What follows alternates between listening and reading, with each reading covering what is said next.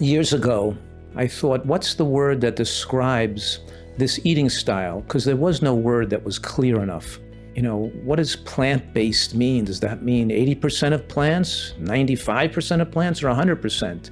And what kind of plants? And whether in other words, I wanted to have a word that defined a person that's trying to achieve nutritional excellence. And wherever the science takes us, where the preponderance of evidence leads, and a diet that's composed of eating foods that maximizes human lifespan, slows the aging process, prevents heart attacks, strokes, and cancers, and of course, prevents dementia as well, and putting together a dietary portfolio that it would enable people to achieve the maximum health possible. So that's where the Nutritarian diet, a diet not only rich in nutrients, but giving us the comprehensive exposure to the full symphony of nutrients that humans need to maximize their health. Paying attention to all the details, including your body weight, what nutrients you're absorbing and not absorbing, and of course, not being exposed to toxins and poisons from the environment or from food that can hurt your health as well. The formula H=N/C is a simplification of the Nutritarian, the basic principles behind a Nutritarian diet.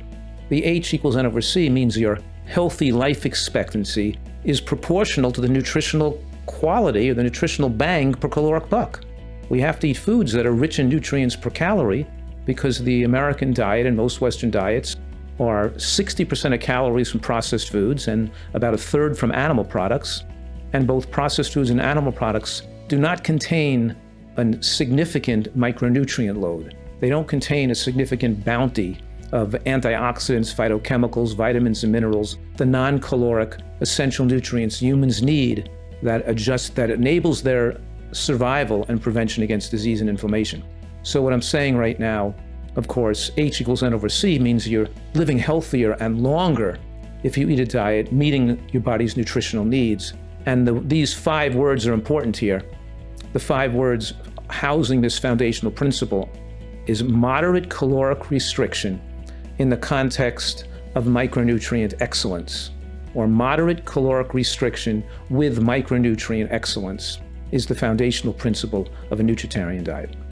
Use the term moderate caloric restriction for 2 reasons. 1, we know that excess body fat on the body creates disease and accelerates the aging process. And unfortunately, there's no such thing as a healthy overweight person, because once a male's body fat gets above 15%, or a female's body fat gets above 25%, we see increased inflammation, suppression of immune system, insulin resistance, estrogen production, and angiogenesis promotion. I'm going to slow down and repeat those and go through that a little more slowly, because what I'm saying right now is that body fat is abnormal tissue that, because it doesn't get a good blood supply, it doesn't get good oxygenation. So it throws out more free radicals, more reactive oxygen species, more inflammatory molecules like cytokines and lipokines. Fat cells promote inflammation. Fat cells also distort the function of the insulin receptor, making insulin not work well. So the body has to produce more insulin. Insulin is a primary fat storage hormone, and it works by promoting angiogenesis to help the fat cells get more blood vessels to grow into them. The word angiogenesis means, angio means having to do with blood vessels, genesis means to make new. So it means to make new blood vessels.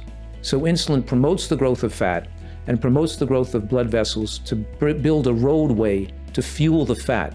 In the process of doing that, it fuels the growth of tumors and things on the body that should not be growing, because tumor cells and abnormal cells are fed by excessive angiogenesis promotion. So we're saying fat cells do a lot of things to age us, and of course, they activate aromatase production, raising estrogen production in the body, increasing risk of breast cancer and prostate cancer. And so there's a lot more things we can talk about with regard to how excess calories age us, but let me just give you a little bit of balance here of how adjusting calories adjusts our metabolism and the speed at which we age.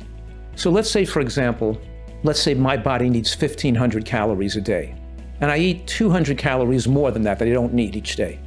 And there's 3,500 calories per pound of body fat, and about 350 days a year, just to write about. So that means every 100 calories extra will cause an extra 10 pounds of body weight at the end of the year, so an extra 200 calories a day should cause me to gain 220 pounds that year.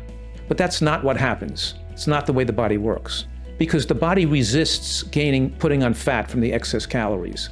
It knows putting on body fat is so abnormal, so it tries to resist turning the excess calories into body fat. So when the body consumes extra calories, it turns on mechanisms to try to burn off the extra calories. It raises its furnace. It increases its thyroid function. It increases the amount of calories burned through breathing. It raises its body temperature. It sets into motion a series of biological events, and it's successful in increasing the rate of which we're aging, the metabolism rate, our burn rate, to try to burn off those extra calories. So I only gain 10 pounds, not 20 pounds at the end of the year from the extra calories I consumed. But to do that, you made that bargain with the devil, so to speak, because then you accelerated aging, and you accelerated the aging of your stem cells, you lowered your longevity protein formation, and then you triaged for more immediate needs of the body, not allowing your body to do the things it needs to sustain a longer life and a slower aging process. So what I'm saying right now is, a person is 20 pounds overweight, they ate enough food to be 40 pounds overweight. They ate double the amount of calories extra if they gained 20 than the 20 pounds represents. If they're 50 pounds overweight, they ate 100 pounds of extra food calories. They didn't 100 pounds worth of food they didn't need. Now the opposite is true as well. So when I undershoot my calories a little, once I'm at my ideal weight and my body fat is at the perfect spot for me, I'm in my set point, then the body resists losing weight. And to resist losing weight, it'll make myself a little colder, and it'll lower the thyroid a bit, and it'll slow down my caloric burn and lower my furnace. I'll age slower in the process because I won't be running my metabolism at such a high rate. What I'm saying right now is that it's beneficial to have your metabolism to be moderately slowed, but not excessively slowed. If I cut my calories back too far, like I try to go on like an intermittent fasting or I try to crash diet, it's gonna cause other things that aren't quite beneficial to build up longevity proteins. It's gonna cause a food addict or a person that's overweight to obsess with food more and slow the metabolic rate down so much, so when they go back into a normal amount of eating again, they're gonna gain the weight back too quickly, and then when they're gaining weight back too quickly, it's gonna have bad inflammatory responses. So we're saying here, like an artist, like a fine scientist, giving the person the perfect level of nutrients, the wide exposure to all the nutrients that humans need, and the right amount of calories to meet their nutritional needs with no excess calories they don't need.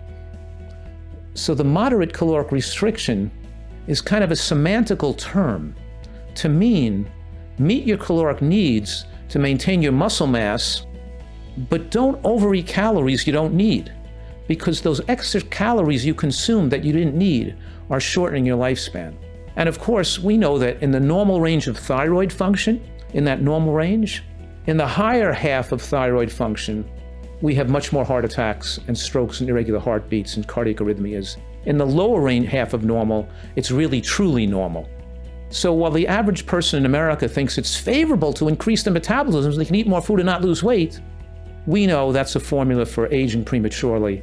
And what we really want to do is just slightly slow down our metabolism by undershooting our calories or meeting our calories right on or undershooting them a little bit so we can age slower and eat less food without getting too thin. So the goal is to eat less food and maintain good muscle strength and not look for a way so we can eat more food. Most people think it's good to speed up their metabolic rate. They want to speed up their metabolic rate so they can eat more food and not gain weight. And we know that's a formula for aging the body prematurely and rapidly. What you really want to do is moderately slow the metabolic rate a touch so you can eat less food and not lose weight, maintain good muscle mass and strength without having to eat extra food you didn't need. And at the same time, that's going to actually fuel the production of longevity proteins like AMP kinase and SIRT1 that stabilizes your DNA, stabilizes the stem cells and your telomeres, and measurable effects on reducing risk of cancer and slowing the aging process.